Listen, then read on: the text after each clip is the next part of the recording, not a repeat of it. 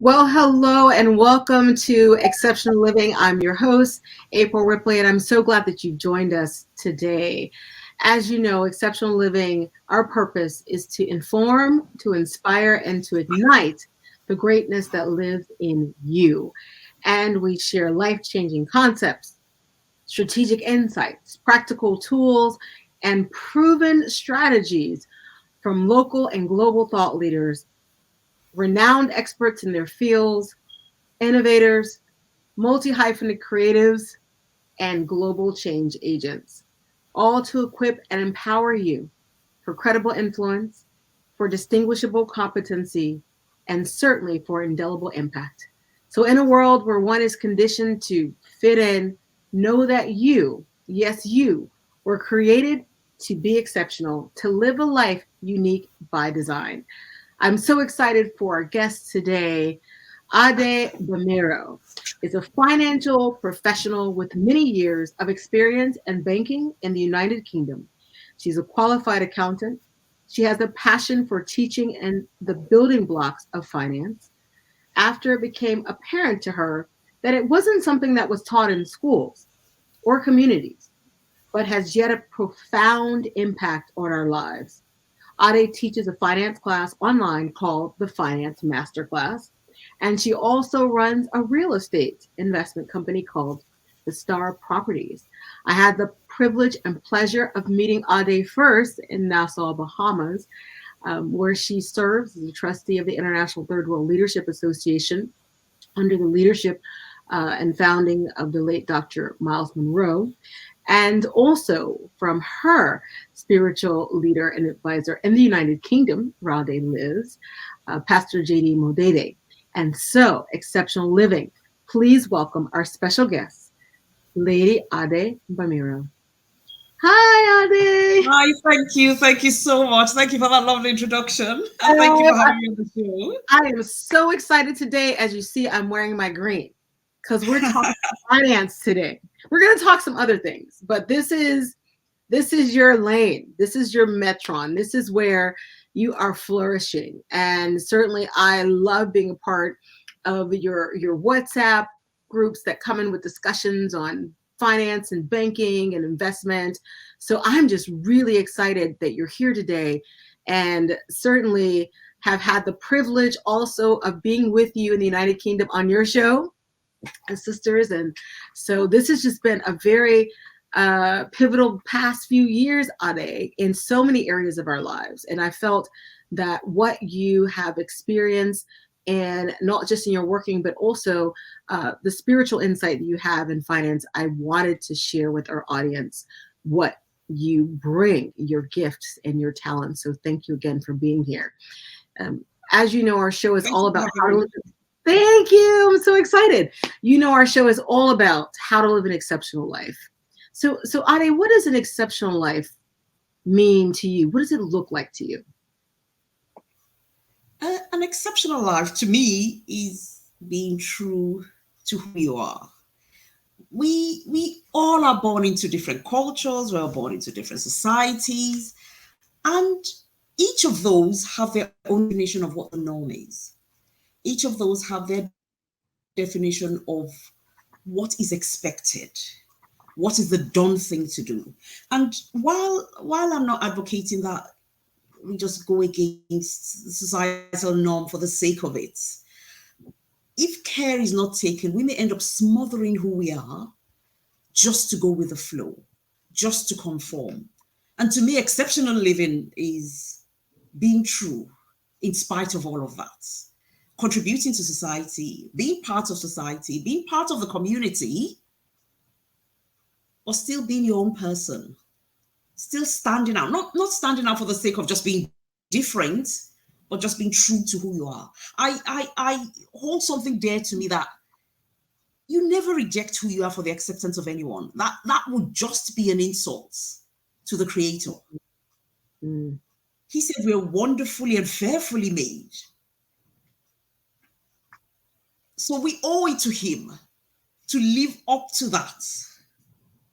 So that's my definition of exceptional living. I love that. Don't smother who you are. Be your authentic self, because that's how our Creator created us, to be unique, Absolutely. a unique expression of Him, Ade, in the earth. Absolutely. And there is something in us that God felt the world should not do without.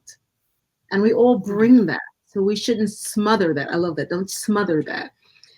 Be true to who you are. Indeed. Ade, Indeed. your life has taken you on an extensive journey into banking and finance. Share with us a little bit, for those of you those who are watching and would say, "Who is Ade? Where does she come from? How did she end up in the United Kingdom?" Yeah. Yeah, tell us a little of your journey, your personal journey, really, before we get Sure. into the banking, but a little bit of your Sure. journey. Yeah. Sure. Absolutely. I was actually born in the United Kingdom. My parents were here quite a few years ago as students, and they had me and my brother while they were here. They studied here, they worked here for a while before moving back to Nigeria. So, of course, as a child, I did go back with them. So I had most of my education in Nigeria, in the southern part of Nigeria. And after university, after my first degree, I decided to come back to the United Kingdom because I had the choice. And I've lived here since. I've lived here, I've grown here to a large extent. The United Kingdom is home for me. In terms of how I found myself in banking, for the last few years now, at least 10, 15 years, I have been in banking, but it hasn't always been the case. I started out in accounting, and it has always been a dream as a child to become an accountant. Having said that, I grew up in a culture, and I don't know if you'll be able to resonate with that, April, where, and I know it's changing now, where you were expected to be one of those five professions, or either a doctor or a lawyer or an accountant, or I don't remember the other two, maybe pharmacist or engineer, you know. Yes. So that was by and large the expectation. It wasn't the norm to say, oh, I wanted to be an actress, I wanted to go into the arts. No, no, no, no. It was that was the preserve of prodigal sons, to be honest, or daughters. I know that is changing. I know that is changing now. But I naturally wanted to be an accountant. I enjoyed working with figures. I have to admit I'm a bit of a bookworm. So I like sort of like getting into the details of things, getting into the research of things, digging deep about certain things, and accountancy just fits the bill. So I trained with one of the large accountancy firms, KPMG, here in the United Kingdom, in Manchester. And after I finished my training, I gave a stab at banking. And I've been in banking since. I've worked with a number of banks here in the UK, some very large international banks, and it's an area I really enjoy. Like I said, because of the nature um, um, of what I do. I'm not at the glamorous end of things, whining and dining clients or things like that. It's mostly walking behind the scenes and finding out why certain things went wrong or certain things went right, or designing frameworks to see that this is the way things should work. So I've worked in audit, I've worked in risk management. Currently, I work closely with credit risk, which basically is the risk every bank faces in terms of being able to get their money back when they loan money to individuals or conglomerates. So it was just a natural fit for me, working in banking. See, yes, and certainly your training and schooling in accountancy Yeah. helped kind of matriculate that. But I do believe that's a special guest. We've talked on some of our shows with different guests, and Yes. we talk about propensities, certain kind of gifts that you have naturally. So with Mhm. numbers, I've been with you in meetings, and I've seen, everybody's, well, this Ade's like, okay, this is what it we need to do more research on this. And that is a gift. Not everyone has that, but you've been able Indeed. to take that. Indeed, I know of someone who initially she decided to go into economics, which was what I studied before I did accountancy, Mm, and she found it really, really difficult. mhm. But she found programming and computer science really easy. So so it's like you said, it's that gift, Yes, uh, yes, that inherent gift that we come with. Yeah. absolutely. So you started this financial masterclass, this group Yes. about finance, and as Yes. I read earlier, because you saw it wasn't being taught. Uh, Yes. so tell us a little bit more, delve into really how this came about, and Yeah. what specific things you saw that weren't being taught. I mean, because we learned Sure. a little bit about money, just a little bit, Ade, just a little. But obviously there was something more grand that you felt was missing from the education I- system on finance. Indeed. Indeed. I think it was driven fundamentally by two things. One was the one you had mentioned earlier, that it's not taught in school. We may teach on the very high level of when you earn an income, put it in the bank, make sure it earns some interest and things like that. But in terms of how we manage our finances, in terms of how we grow our finances, in terms of how we are able to leave a legacy financially, is not really taught. But I had to backtrack to get to that position. What got me thinking to start with was I noticed around me a lot of people making very fundamental, very basic mistakes that were kind of obvious to me. And I was thinking, is this not quite clear? I remember from as soon as I was able to handle money, the early days in university where I was given some pocket money to sort of like manage myself for the month, I always had something left extra. I always had something saved aside. And I just thought that was the norm. That's the way everybody lives. Before I realized it wasn't the case at all. And I remember an article I read a while back, and it was talking about immigration. I think it was either in the Economist or Time, and he was talking about immigration in the United Kingdom. And the article went into the details of income levels and earning power of different migrants from different parts of the world. And so they analyzed Americans, they analyzed, I think there were Italians, they analyzed Nigerians, they analyzed different immigrants from different parts of the world. And they analyzed them by income, they analyzed them by investments, they analyzed them by home ownership. And I was really, really surprised to learn that the average Nigerian, and that piqued my interest because I'm Nigerian, or I grew up in Nigeria.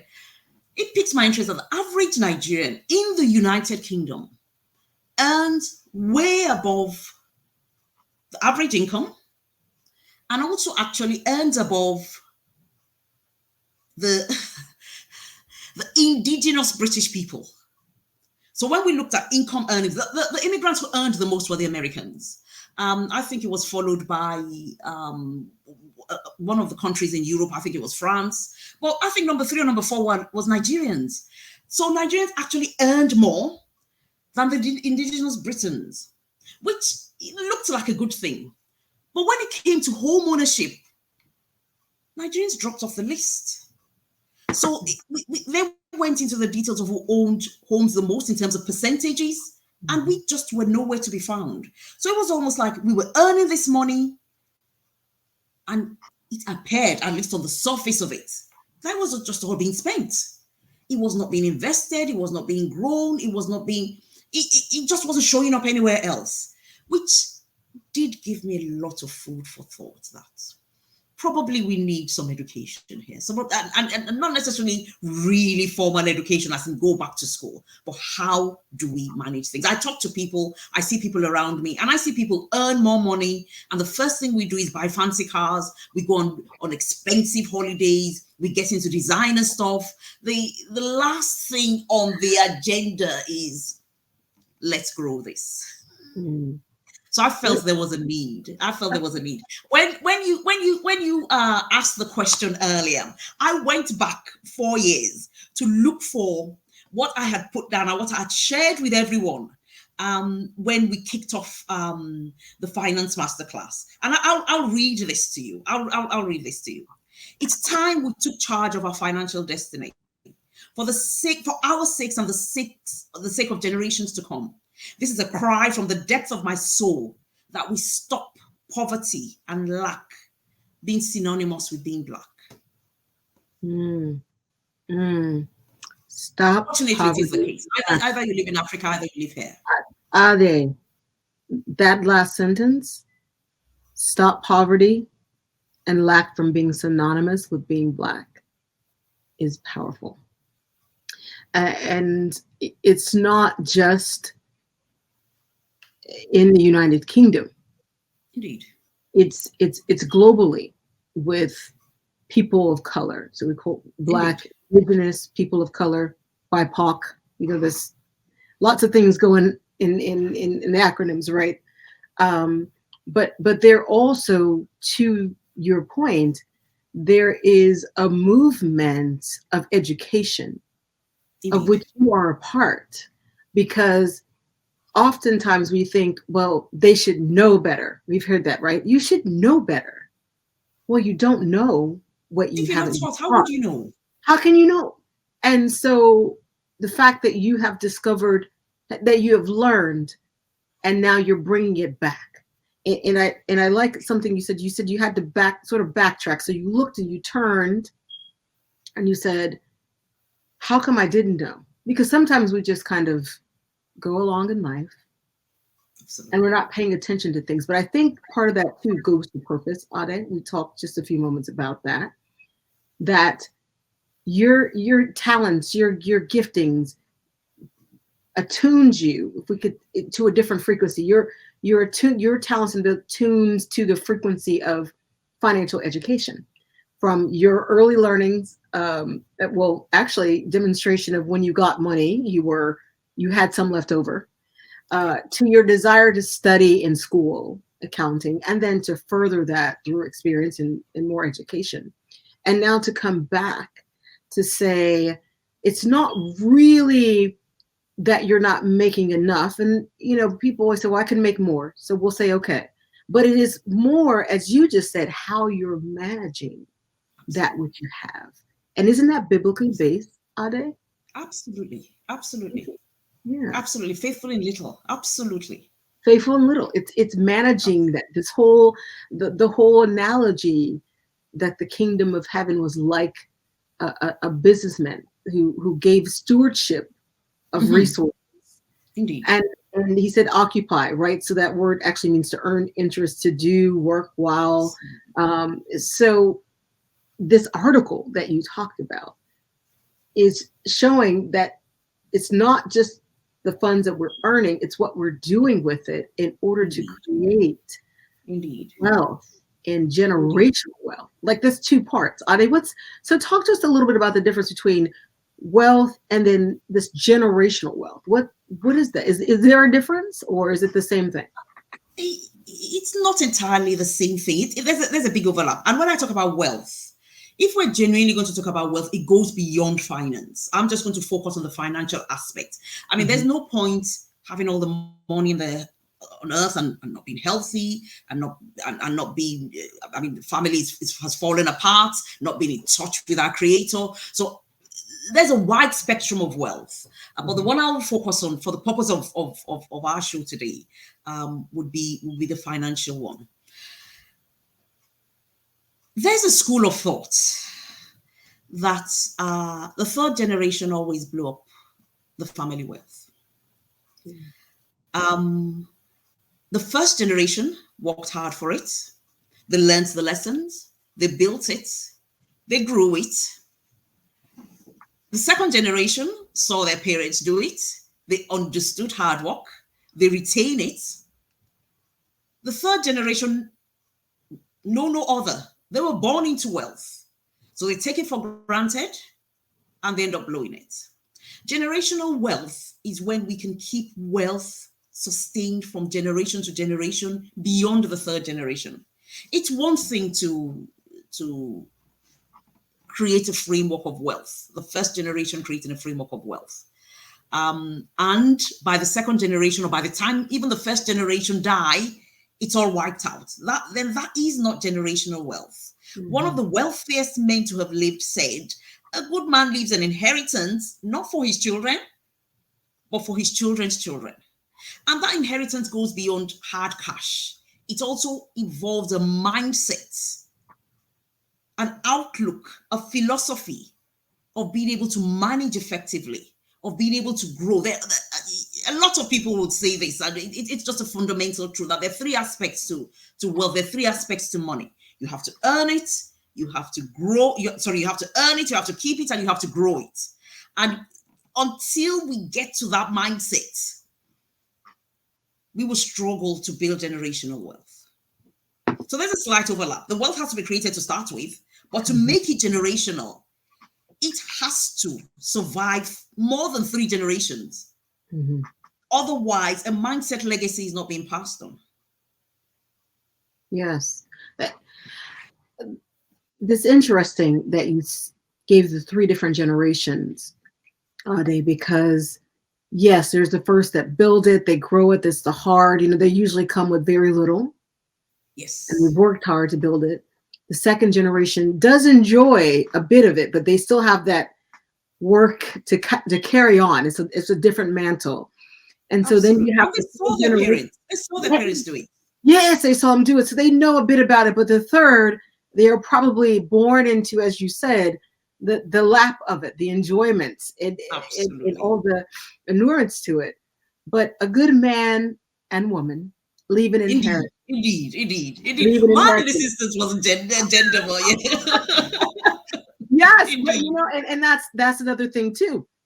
The mindset of earning, keeping, but then also growing it. And it's not just for men, it's for women. And there have been several groups and, interests about how to teach women, because, there's one thing to teach men, but how to teach women. The proverb says, if you teach a man, you teach a man, but if you teach a woman, you teach, generations. Indeed. Ade, from you, you're a woman in this financial space, of which we know statistically there are not a lot of women in finance. It's changed significantly over the past several years, but there's still, and you can attest to this, not as many women. Indeed. So as a woman, and as a woman of color, as a Black woman in this space, you have certainly had to overcome some obstacles, maybe some disappointments, some setbacks, not just in your career, but even maybe in your learning, how to keep the money, how to grow the money. Can you share with whatever you're comfortable with sharing, maybe something personal on your journey, and even what you've learned with finances that could help us looking forward? To be honest, April, for a very long time, I had the mistaken belief that men and women have the same outlook to money. It was after I started teaching the finance masterclass that I realized, oh, no. I was really mistaken. I'm literally, this week I've started preparing a paper on the financial myths that we as women have, especially us women of color that grew up either in Africa or in Black communities, and certain things have been engendered that may not necessarily be true. And these things hold us back. They hold us down. I like the way you chipped in earlier, April, when you said a good woman also leaves an inheritance for her children's children. It's just not a man's job. But in our culture, sometimes it is taught that it is the man's job to take care of the finances. Finances are too complicated. It's just too hard. That is the role of a man. That is the role of the husband. Mm-hmm. I over the years have been shocked to learn the number of women who really don't know what the mortgage on the house is that the family is living in. really don't know what the overall income for the household is, that the family is depending on. And it's like, my husband takes care of that, which is a really risky thing to do. Heavens forbid he loses his job. Heavens forbid nobody prays for death, but these things do happen. What then would happen from that stage on? Well, Ade, what about, excuse my injection, but I wanted to inject this. Statistically, households that are led by women. Yes. Right? So it behooves us to know single parent homes. Yes, there are some men, but as you said, some of them have different circumstances, which they become single mothers raising children. Yes. So it behooves us as women to know what you're speaking of. Absolutely. Absolutely. Absolutely. And even sometimes where households are led by women, it's a case of, let's get food on the table, let's get clothes on the children. It's not so much so, let's stand back, let's plan. This is where we need to be next year. This is where we need to be in 5 years' time. This is what I expect to grow my income to. It's a survivalist mode. It's almost like we need to get through this. We need to pay the bills as best we can and survive, as opposed to actually growing and thriving. It's almost in a living in a reactionary mode. And at times these things happen. I'm not disputing that. But it's not the way to live on a permanent basis. And then coming on to the point you raised earlier around being a Black woman. I have to admit, in my time in banking, the number of women in that space have grown. The number of Black women in that space have grown as well. So I would not, by any stretch of the imagination, consider myself an exception. I have to admit, I struggle to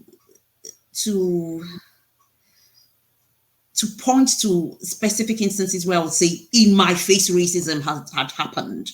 But there's always the subtle bits. There's always the glass ceiling that's just not very obvious.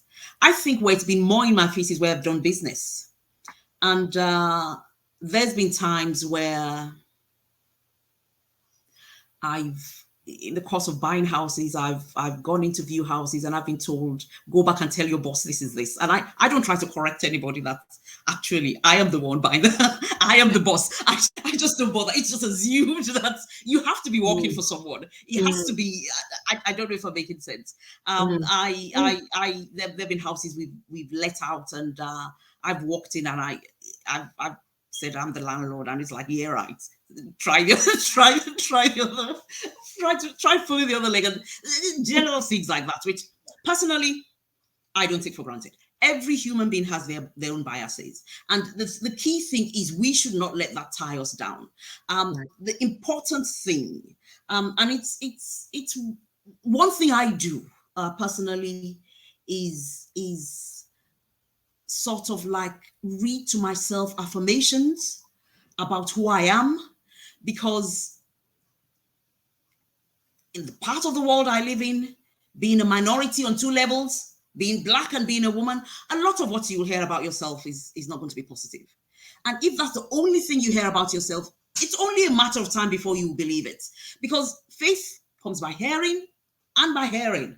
So to counter that, the way I manage it is basically reading to myself and reminding myself on a daily basis who I am, who God says I am, in case I lose sight of this, and just basically to make sure I do not lose sight of this. I remember, I don't know who said it once, that look, other people's opinion of you it's not your business, it's their business. The important thing is to keep track of what we think of ourselves, because what we think of ourselves is what's going to drive our choices, is what's going to drive our decisions, it's going to drive what we do with our lives.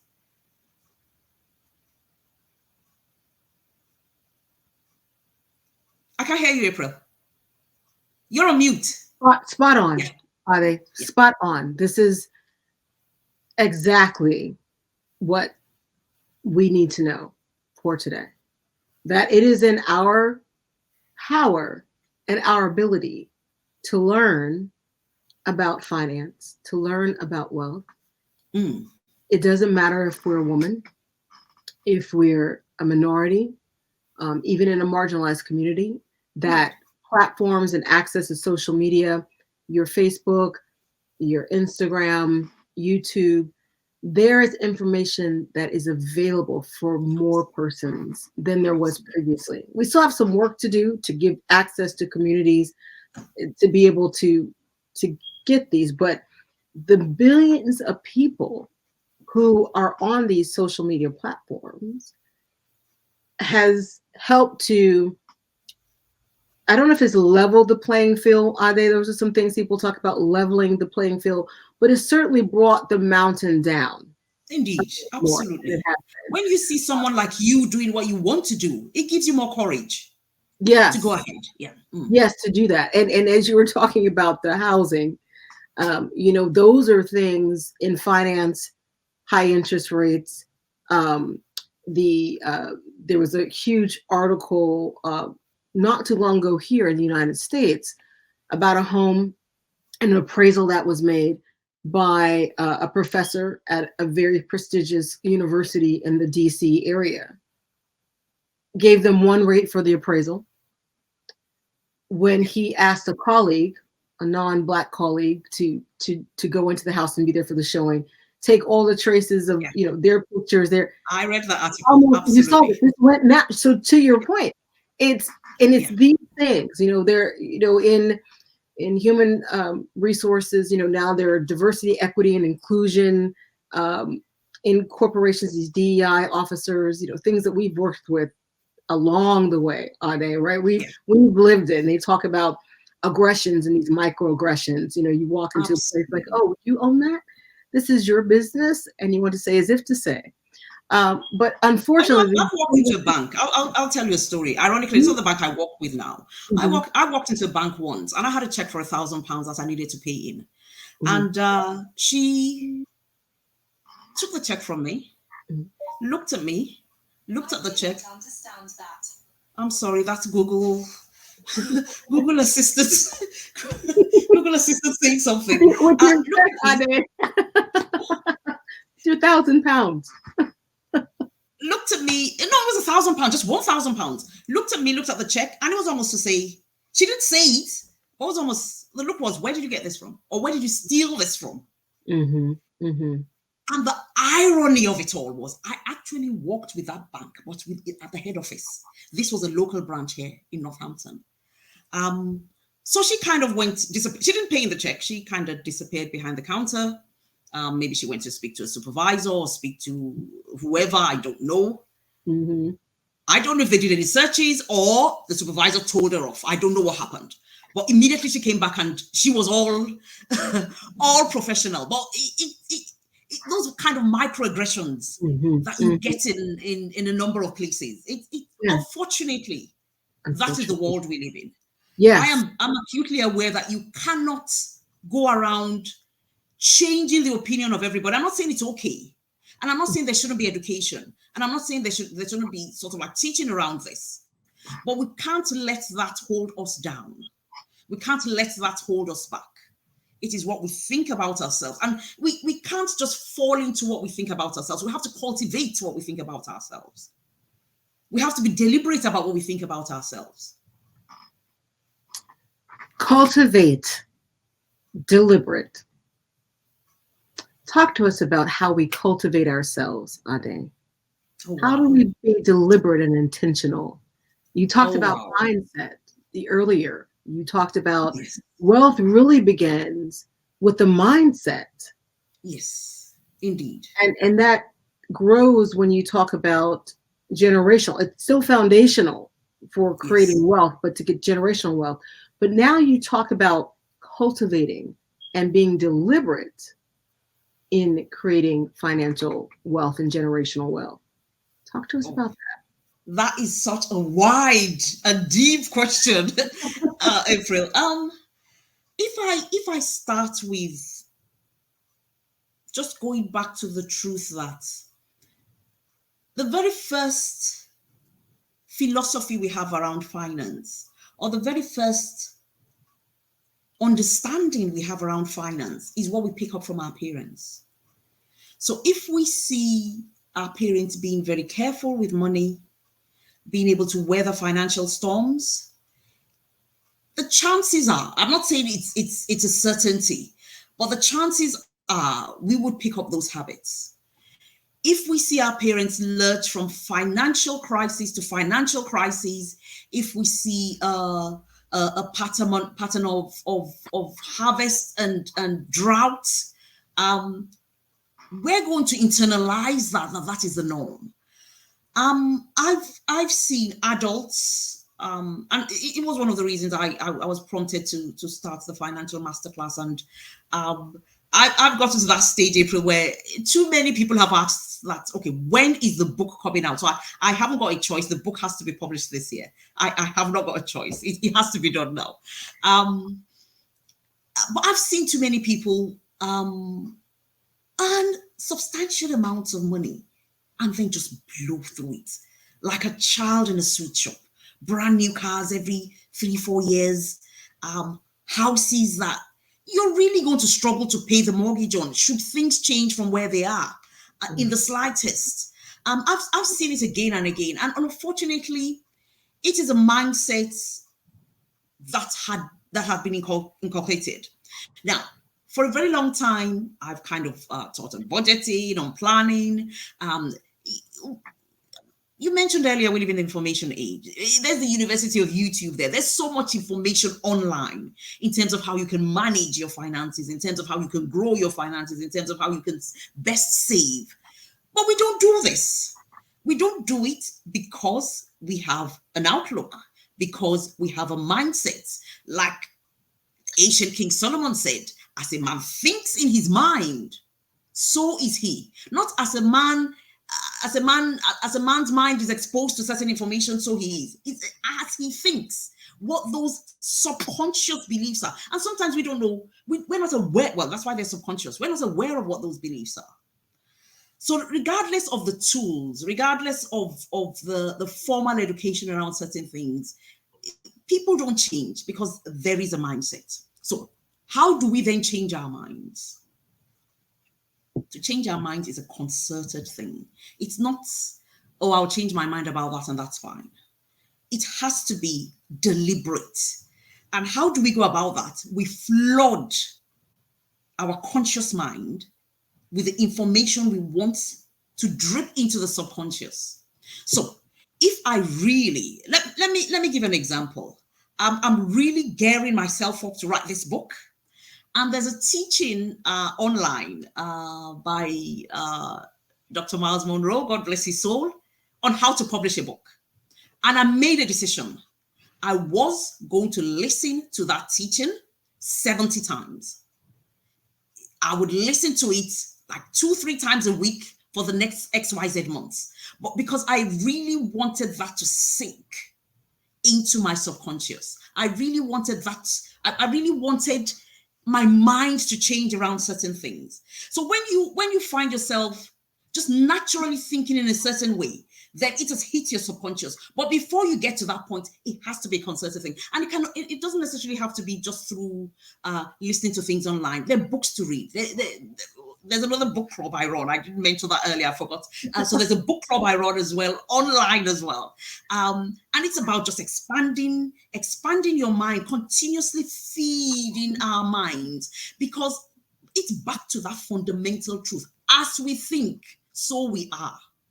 So we are. So until we have to keep expanding our thinking. We have to keep expanding our outlook. We have to keep standing back and saying, what part of my thinking is keeping me where I am? What part of my thinking is stopping me from growing to the next level? What part of my thinking do I need to expand? And it just doesn't change because, oh, I desire this. No, it has to change when we truly believe that this is who I am and this is what I need to do. And I think that's what I'm hoping and trying to do with the finance masterclass as well. As in, let the tools become secondary. Once your mind changes, you will go look for the tools. But there's no point throwing the tools in people's faces here. Yes, I think it is not the first thing. It's mind.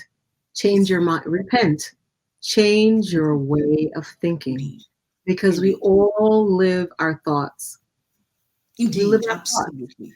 And so if we just think we can change by doing, but don't change the thoughts, which are the precepts that lead into ideology, our way of how we see the world and how we live in the world. Our actions are what we do to live out our thoughts. So if we don't change that, nothing changes. Nothing I changes. love it. Nothing You changes. said you have to flood. I'm going to quote you on this. You have to flood your conscious mind with information to drip into your subconscious. That you don't know what you don't know, because oftentimes it's subconsciously deep down.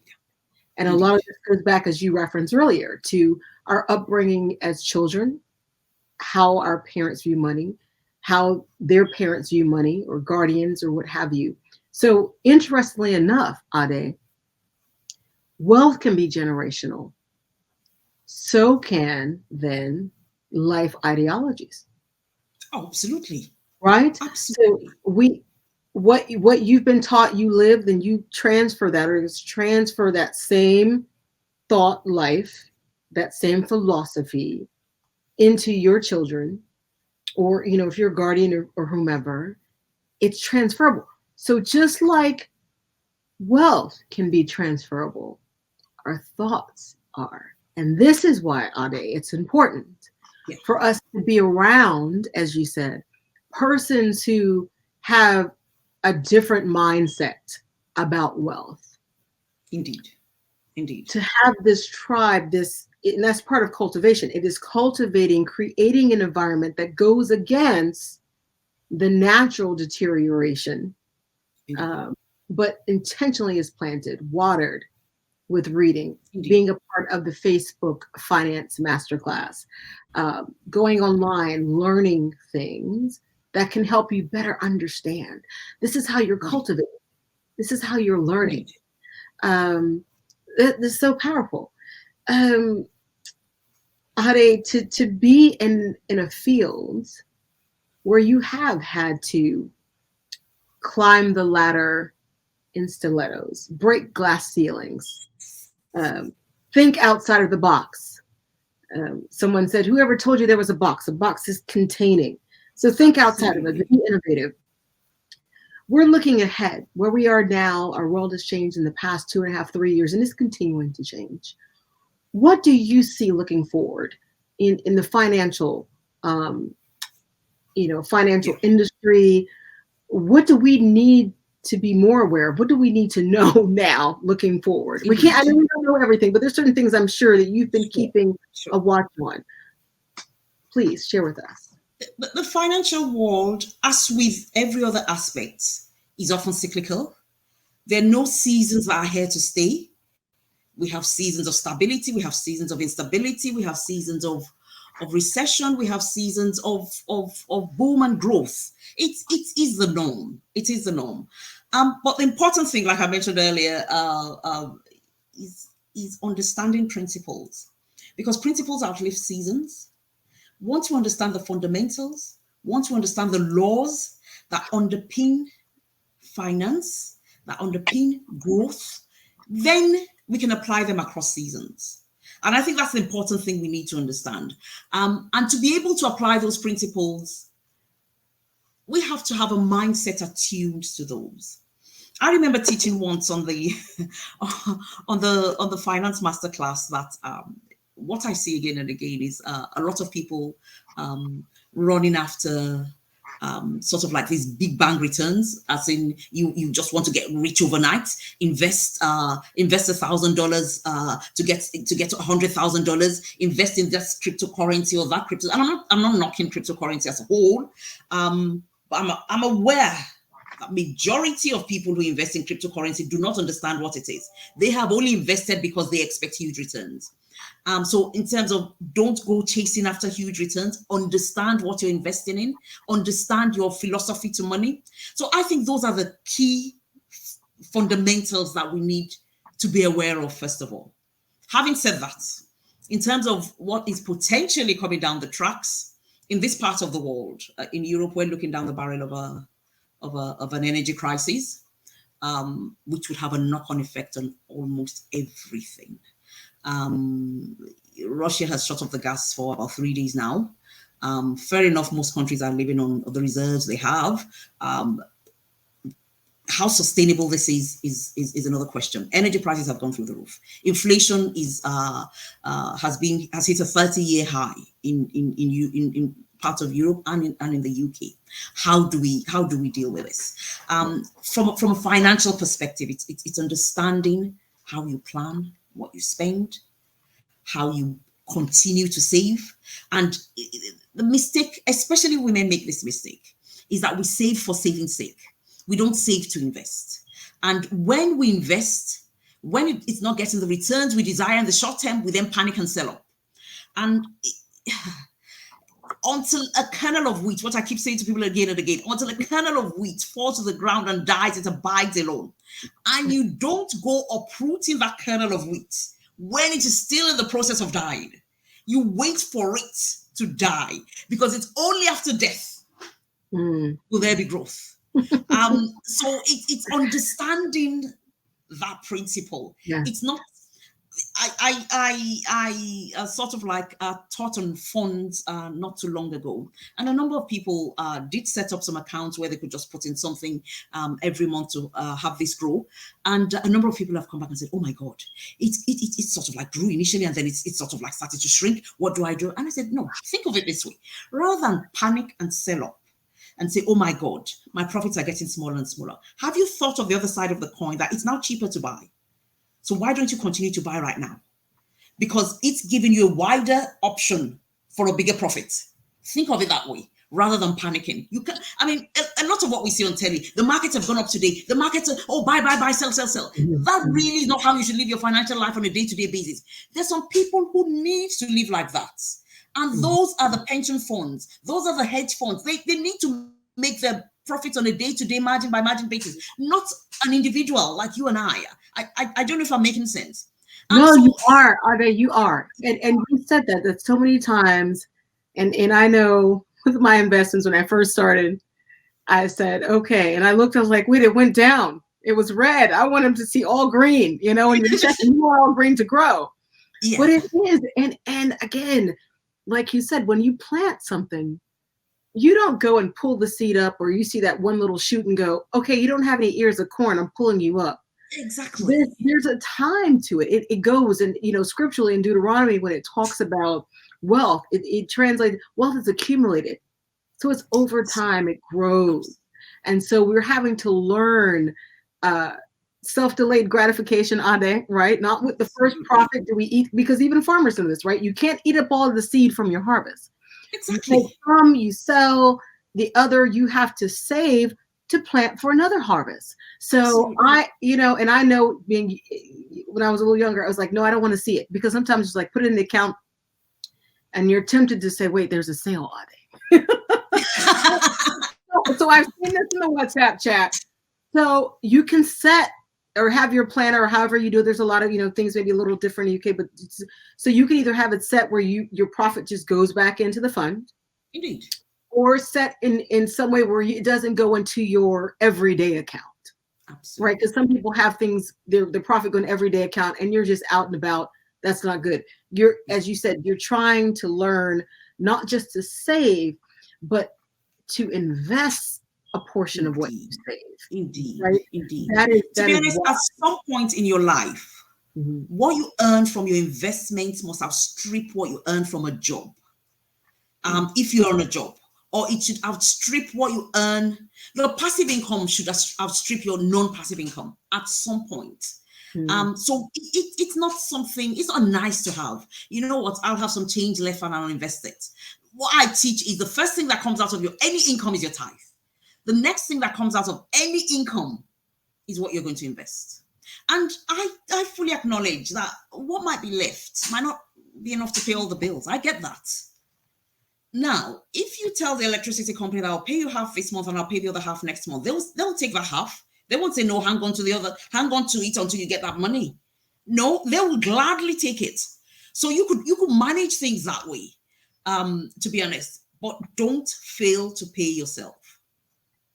That's good, Ade. And I'll say this too, and we saw this happen more so over COVID, because sometimes banking and finance get, a hard rap, or we say, there's so much negativity. But, I say in every industry, every field, there's good and there's bad. Mm. Um, but there was nice. I mean, I remember my financial planner, reaching out and saying, hey, we understand what's happening. If you need to withdraw funds out of your account, they got rid of the fees. Some governments recognize that for people who had accounts and things like that. So it's not always evil and mean, and they're not always trying to Indeed, take indeed, money indeed. from you, but you have to realize that you do, as you said, have to invest and divest your investments uh, Indeed. to gain a different return, to gain a better return. But as you said, don't be so short-sighted that you can't Indeed. see far what is to come. And I love that you said that it's cyclical, and that happens. Ade, what is that, about every 7 to 10 years or something like that? That cycle. They've said that, to be honest, Yeah, there's nothing to guarantee it'll happen in that manner, exactly. in that time span. Right. But such is life. Such is life, isn't it? Yeah. Yes. Such is life. Such is And life.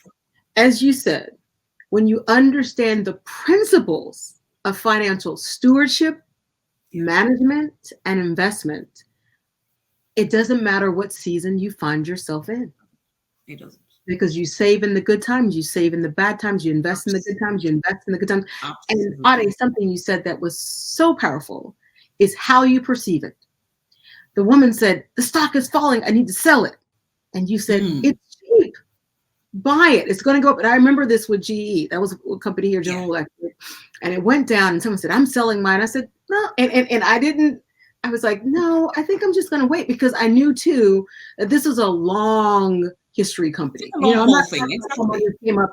It has a long history, and it's always been able to kind of recalibrate itself, if I can say it that way. Yeah. I held on to it, and it went down on it. And I was like, okay, I hope I made a good choice.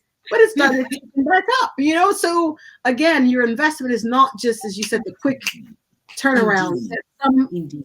people manage, and that's not to say that you shouldn't. But And that to be doesn't have honest, to be done. the Absolutely. greatest opportunities are in a downturn.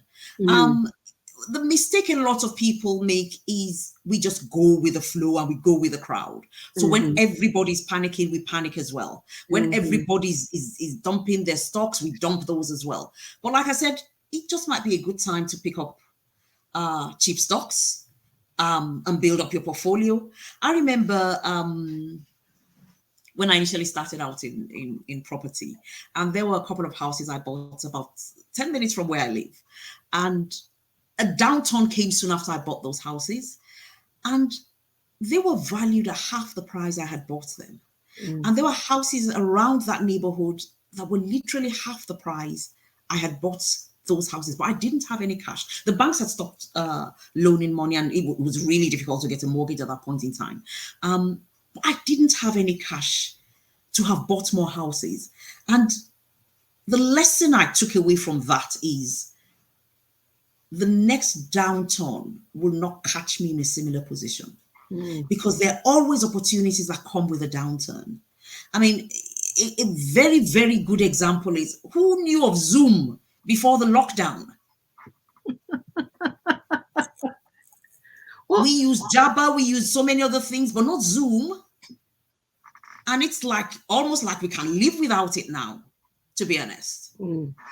Yes, absolutely. Um, There was video conferencing, but that was more, yeah, to your point, Ade, the information was in a small group. So corporates, right? Multinational, indeed, MNEs, multinational. indeed, But now Zoom opened it up for absolutely. those who have their own enterprises, just calling on the weekend to say, "Hey, Ade, how's it Indeed, going?" exactly. And it opened the world. So there is Exactly. benefit. Yes, Exactly. absolutely. So Ade, I'll say this. I know we're coming towards the close of this segment, and it has been phenomenal. You are always inspiring in the words you share. You are, I believe, a voice, not an echo, but a voice for women, especially those in finance, those who want to learn about finance, And I certainly am just honored to have you on the show today. If you were to give us three things that have guided your life, entire journey into where you are now, what would those three things be, Ade? I I I am someone who's always wanted to know why things are a certain way. I haven't just always accepted that okay, things are so. I've from a young age, even into adulthood, it's always been why or why not. And I really I grappled for answers. I have to admit. I think I truly began to get it. I truly began to understand things when I came across Dr. Miles Monroe.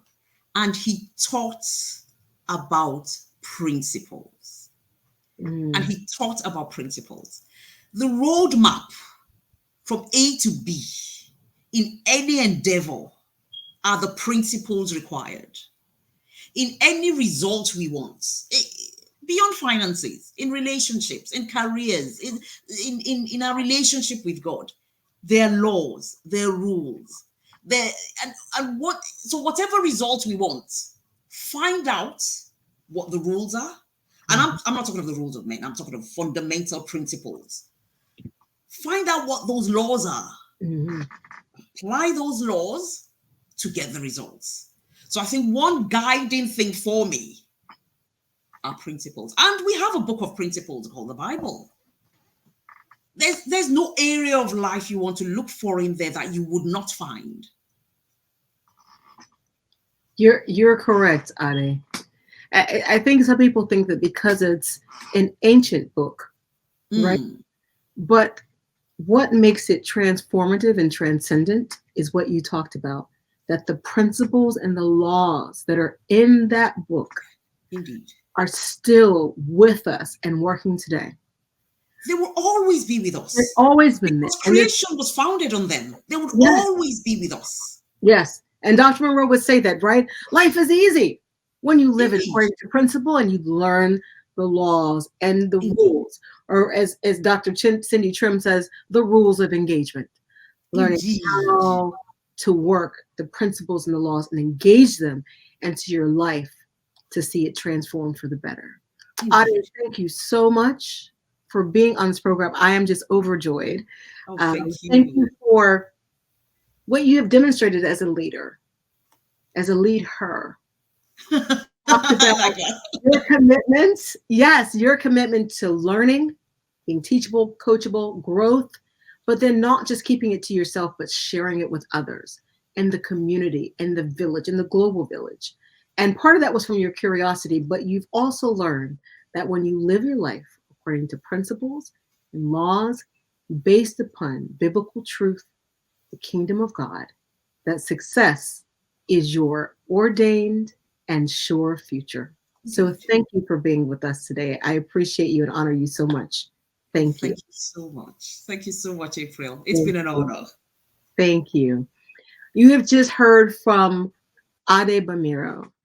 What a powerful segment about finances, about wealth, but even more importantly, about how you can live your life and make changes where necessary by changing your thinking and being willing to learn and to grow. So, I want to encourage you all to please share this session, like, subscribe, share, and stay tuned for the next exciting episode of Exceptional Living. Because remember that you were created to live a life exceptionally, unique by design. Thank you for joining us. God bless.